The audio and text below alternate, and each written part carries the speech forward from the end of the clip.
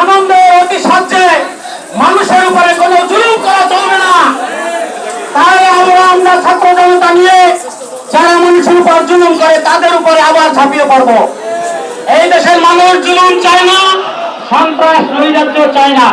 এই জন্য এই পরিবর্তন এসেছে। সুতরাং আজকে যেই শুক্রবার মিছিল, এই মিছিলের উপস্থিতি প্রমাণ করে মানুষের মধ্যে কি ক্ষোভ বেদনা ছিল। আমি মিছিলকারী ভাইদের অনুরোধ করব, আপনারা ওইদিকে যান, আপনারা সামনে যান। মিছিল যত বড় হবে হবে না।